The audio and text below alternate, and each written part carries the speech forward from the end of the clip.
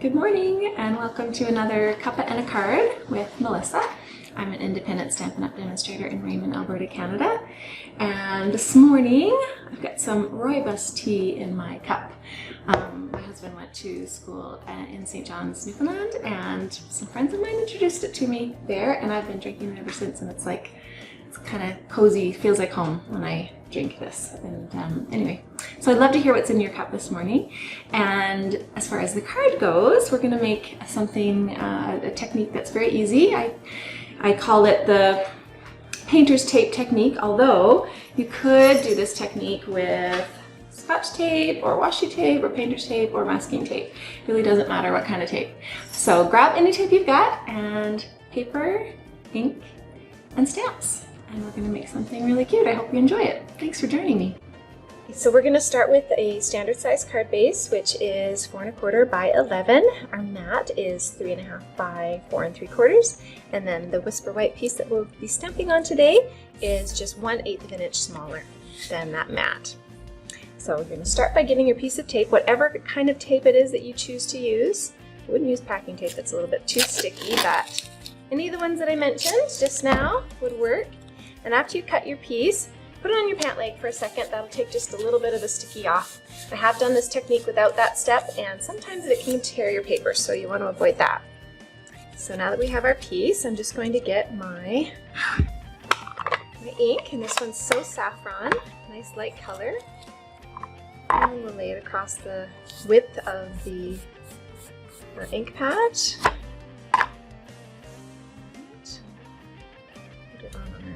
Base.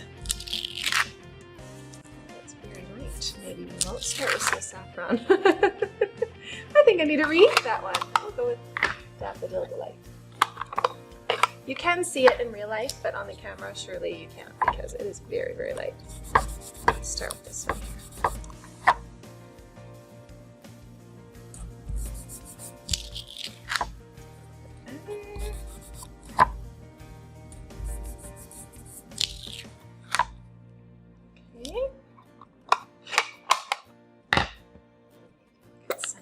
Pineapple punch. See how that looks. Looks like it'll be a little darker. Yes. And you can pick it up and re-stamp with it just like you can with stamp. You can ink it, stamp it down with a full strength ink, or you can stamp off and put it on, whatever you feel like. Same way it goes with the tape. And finally, we'll go with Fresh Curry. This is one of the old woven style ink pads. I think it's still inky enough to do the job today. Yeah, that will work.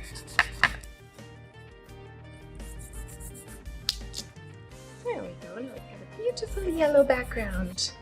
I've said for years that my favorite color is yellow. I'm not entirely sure if that's still true because I keep picking green for my house, so I'm thinking I must really love green, but I still love yellow. It's a tie, I think, right now.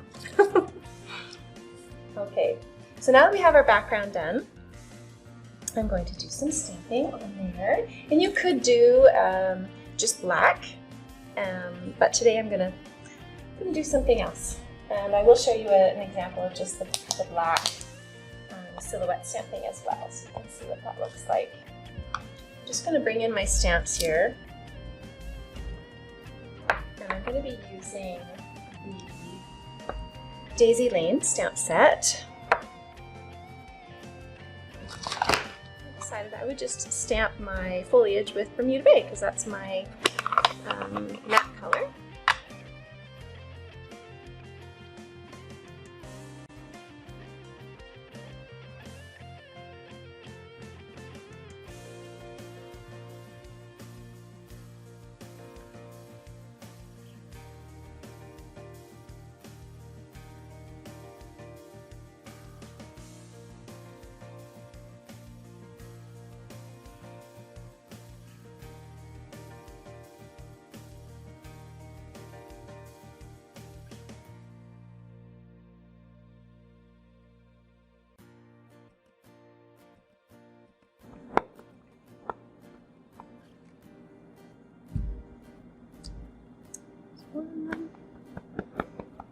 These flowers, the daisies, I think they look best if you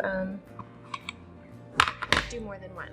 They kind of fit together nicely and just look more realistic when you've got two of them piled up on each other.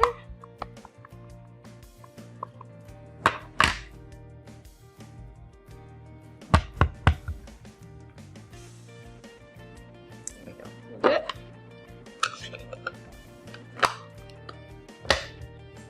Both the medium-sized punch and the large daisy punch.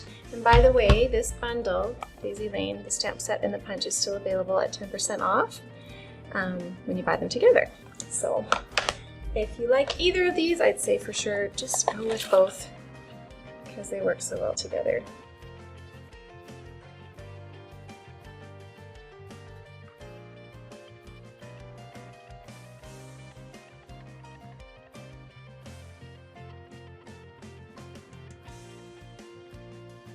Give these daisies a little extra life by bringing in your bone folder and curling the petals a little bit. Just be careful because the cardstock is very thin right there, so you could tear the petals right off if you don't go carefully. So just go easy.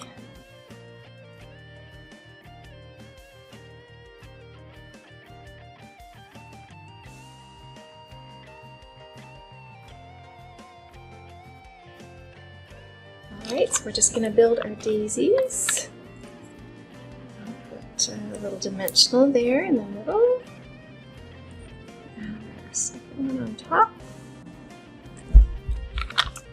And we do have mini dimensionals that would be even better in this for these little wee ones, but I think this one will still work.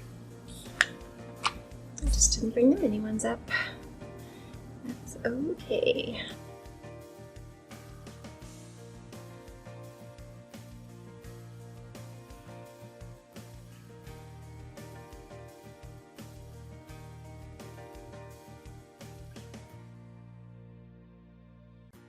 And I'm just going to mat this with my Bermuda Bay piece.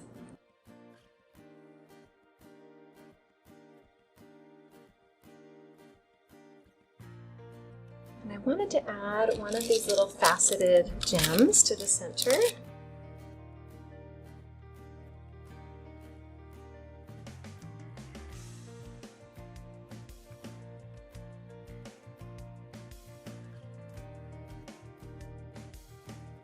Now I did not stamp my sentiment yet, so I might just put friend right there.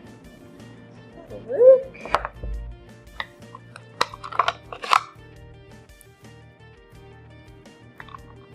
I think somebody whose address I have would appreciate this card. I think that's a nice thing that we can do right now while we're all in. We can be sending the beautiful cards that we make, brightening somebody else's day, just like it brightens our own day to make them. I was just about to glue that, but I'm just going to add a little bit of ribbon first.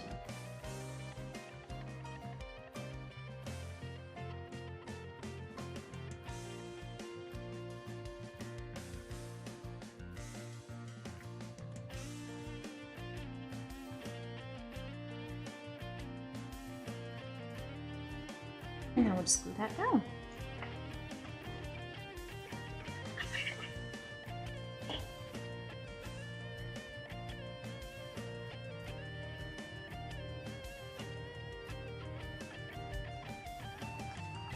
Okay, so there's our finished card. I'm going to add one more of those little gems. I think that guy needs a gem too.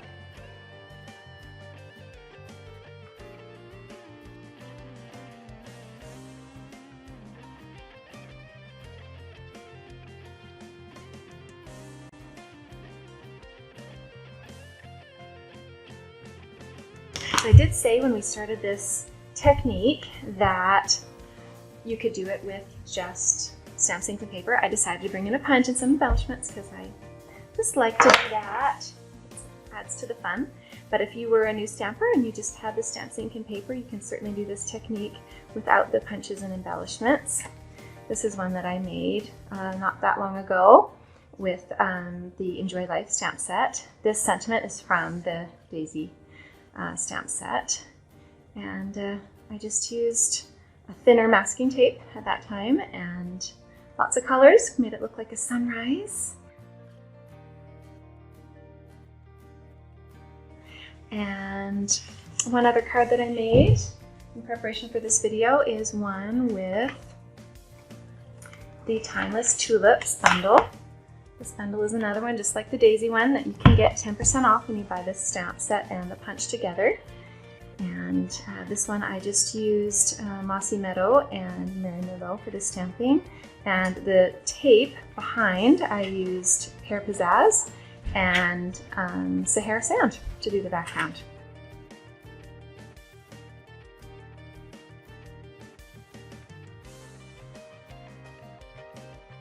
So that's it. I hope you enjoyed this technique and I hope you'll give it a try. I think it's a fun one and you can do a lot with it. I'd love to see what you make. Hope you have a great day. Bye.